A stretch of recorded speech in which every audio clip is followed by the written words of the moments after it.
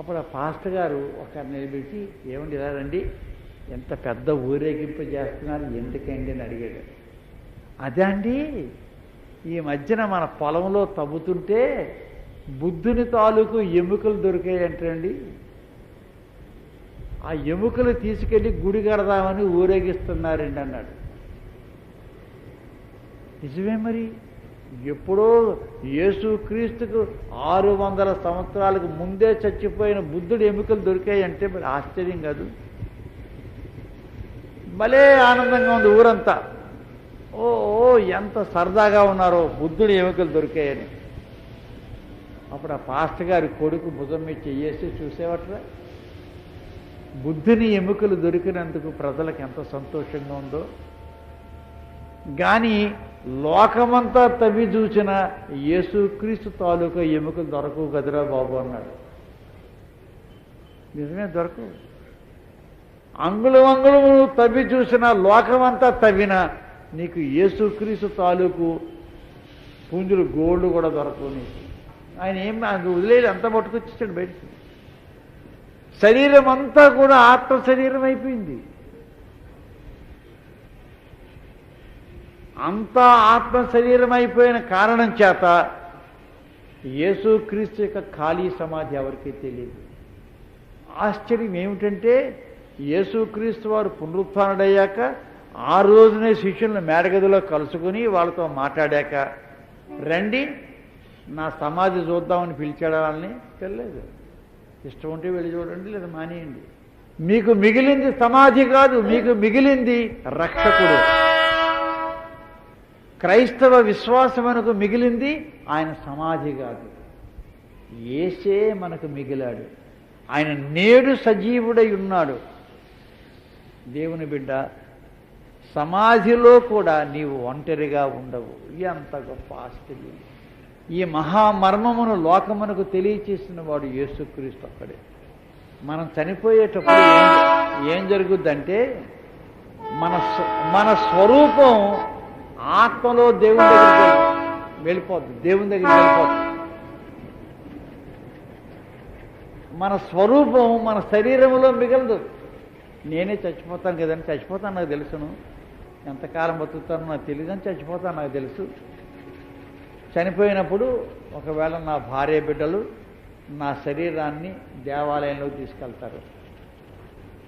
బంధువులు స్నేహితులు వారు వీరు నా మీద అభిమానం ఉండేవాళ్ళు చూడడానికి వస్తారు. పాస్టర్ గారు నా శరీరాన్ని చూపించి, సహోదరుడైన మాసిలామణి గారు విడిచి వెళ్ళిన శరీరం ఇది అంటాడు. సహోదరుడైన మాసిలామణి గారు విడిచి వెళ్ళినట్టే ఆయన ఎక్కడికి వెళ్ళాడు? పెట్టులో లేడా? పెట్టులో ఉన్నది ఆయన శరీరము, ఆయన కాడు. మీరు జాగ్రత్తగా వినండి. మాసిలామణి గారు ఇరుగో అండు, మాసిలామణి గారు విడిచి వెళ్ళిన శరీరం అంటాడు. మరి మాసిలామణి గారు ఎక్కడికి వెళ్ళారు? దేవుడి దగ్గరికి వెళ్ళాడు. ఎలాగెళ్ళాడు? తన ఆత్మలో వెళ్ళిపోయాడు. ఆత్మలో వెళ్ళిపోయేటప్పుడు మాసిలామణి రూపురేఖలను పట్టుపోయాడు. నా పోలికే, నా రూపం ఆ రోజు సాయంకాలం దాకే మీకు కనపడుతుంది. భూమిలో కప్పెట్టాక 4 రోజులైక మళ్ళీ మీరు తవ్వితే నా రూపం మీకు కనపడదు. లేదు, సంవత్సరమే తగిలితే ఏది కనపడదు. మానవ శరీరములో నీ స్వరూపం మిగలదు. ఆ మట్టిలో పెడితే మట్టి అయిపోతావు, కాల్చేస్తే బూడిదైపోతావు. నీ స్వరూపాన్ని దాచే శక్తి నీ ఆత్మ. మాసిలామణి రూపం ఎక్కడుంది? దేవుని సన్నిధిలో నా ఆత్మలో ఉంది. ఇది మహా గొప్ప మర్మం దేవుని బిడ్డ. ఒక 2-3 ఏళ్ళు అయ్యాక మా నాయన ఎలాగున్నాడో చూద్దామని నా పిల్లలు సమాధి తవ్వితే నాయనే కనపడ్డా, ఎవడో కనపడ్డా అక్కడ లేడు. కారణం, నా స్వరూప సౌందర్యాలు నా ఆత్మతో వెళ్ళిపోయాయి. ఇక్కడ ఏం మిగలదు. ఇంకో సంగతి చెప్తాను మీకు. రూపాంతరపు కొండ మీద యేసు ప్రభువు రూపాంతరం పొందుతూ ఉంటే ఏలియా మోషేలు ఇద్దరు వచ్చారు. ఏలియా యేసుక్రీస్తు కన్నా దాదాపు 1000 ఏళ్ళు ముందు చచ్చిపోయాడు. మోషే 1500 ఏళ్ళు ముందు చచ్చిపోయాడు. మోషేని కప్పెట్టారు, ఏలియాము అగ్నిరథం ఎక్కితే కాలిపోయాడు. వీడు ఎక్కడి నుంచి వచ్చారు? అప్పటికింకా శరీర పునరుత్థానం జరగలేదు కదా. మరి మోషే ఎక్కడి నుంచి వచ్చేవయ్యా నువ్వు? ఏలియా నువ్వెక్కడి నుంచి వచ్చేవయ్యా? వారు చనిపోయినప్పుడు వారి ఆత్మలలో వారి స్వరూపం దేవుని దగ్గరికి వెళ్ళిపోయింది.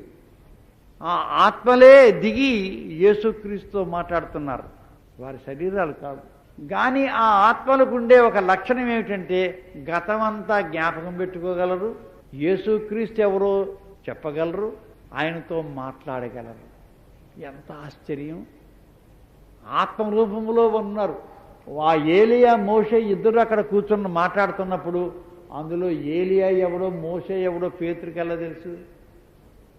ఆయన బ్యాట్ పెట్టుకున్నారు, వాళ్ళు ఏం లేదు. ఆ నిత్యత్వములో మానవ జ్ఞానమునకు పరిమితులు ఉండవు, అంత తెలిసిపోద్ది, ఎవరెవరో తెలిసిపోద్ది అంతే. అసంఖ్యాకమైన ఆత్మలలో ఎవరో ఇలా తెలిసిపోద్ది అంతే. Human knowledge becomes limitless in its spiritual form. ఇచ్చేశారు. శిలువ మీద దొంగ చచ్చిపోతున్నాడు. ఆ దొంగ ఏమన్నాడు ప్రభువుతో? యేసు, నీ రాజ్యముతో నీవు వచ్చినప్పుడు నన్ను జ్ఞాపకం చేసుకో అన్నాడు. నీవు నేడు నాతో పరదైసులో ఉందో అన్నాడు. అంటే శిలువ మీద దొంగ లేకుండా పోయాడా? ఆ శిలువ మీద నుండే దొంగను పట్టుకుపోయాడా యేసుక్రీస్తు? లేదు. తాను చచ్చిపోయినట్టు ఆ దొంగ చచ్చిపోయాడు, వాణిగా పెట్టేశాడు. కానీ పరదైసులోనికి యేసుతో వెళ్ళిన దొంగ ఎవడు? వాడి ఆత్మ. వాడి ఆత్మలో ఆ దొంగ యొక్క స్వరూపం, ఆ దొంగ యొక్క లక్షణం క్షమింపబడి నేరుగా క్రీస్తుతో పరలోకానికి వెళ్ళిపోయింది. ఎంత ఆశ్చర్యం! విశ్వాసి సమాధిలో కూడా యేసుక్రీస్తు ప్రభువు మన ఇమ్మానుయేలు దేవుడు. భయపడొద్దు. యేసుక్రీస్తు వారు వచ్చాడు లాజరు చనిపోయిన తర్వాత. 3 రోజులయ్యాక వచ్చాడు. వస్తే మార్తంది, ఎందుకు ప్రభువా ఇంత ఆలస్యంగా వచ్చావు? నీవే ఇక్కడ ఉండుంటే మా తమ్ముడు చచ్చిపోడు సుమా. అంత పాపం. ఇక నిజమే, నువ్వే ఉంటే బాబు మా తమ్ముడు చచ్చిపోడు బాబు. అప్పుడు యేసు మార్తను మందహాసంతో చూస్తుంటాడు. మార్త, మీ తమ్ముడు చనిపోయినప్పుడు నేను లేనా? నీ కంటికి కనబడలేదేమో కానీ నేను లేనా? నా సేవకుడు ఈ లోకాన్ని విడిచిపెట్టేటప్పుడు నేను అక్కడ ఉండనా? నీ తమ్ముడు పరలోకాన్ని వెళ్ళేటప్పుడు నాకు తెలియకుండా వెళ్ళిపోతాడా? నేను లేనా? మార్త, నేనే పునరుత్థానమును జీవమునై ఉన్నాను, భయపడద్దు. అవునులే ప్రభువా, ఆ చివరి రోజున జరుగుతుందట కదా. చివరి రోజున కాదు, నేను ఎక్కడుంటే అక్కడే జరుగుతుంది. భయపడవద్దు. ఈ భౌతిక శరీరము నా పునరుత్థాన శక్తిలో ఆత్మరూపమును ధరించును. నేను తిరిగి ఈ భూమి మీదకి వచ్చినప్పుడు సమాధిలో ఉన్న ఈ శరీరములు కూడా ఆత్మ శరీరములతో బయటకు వస్తాయి. అప్పుడు నాతో వెంట పెట్టుకుని వచ్చిన ఆత్మలు వారి వారి శరీరాలలో కలుసుకొని నిత్యము దేవునితో ఉండుటకు వెళ్ళిపోతారు పరలోకానికి. మార్త, నేనే ఆ పునరుత్థానాన్ని. నా యందు విశ్వసించిన వాడు శారీరక మరణం పొందిన నిత్య మరణం అతను తాకదు. ఎంత గొప్ప ఆశీర్వాదం దేవుని బిడ్డలారా. మార్త, దా మీ తమ్ముడిని ఎక్కడ పెట్టేవో చూపించు. మరి అంటుంది, ఎందుకులే ప్రభువా, 4 రోజులు అయిపోయింది కదా. 4 రోజులు అయిపోయింది కదా ప్రభు, ఇప్పుడు ఎందుకులే ప్రభు? ఇప్పుడు ఎందుకులే అనకు. ఆలస్యం అనేది నీకు కానీ నాకు కాదు. కాలమంతయు నాకు నిత్య ప్రస్తుతం. నాకు నిన్న నేడు రేపు అనే భేదం లేదు కదా మార్త.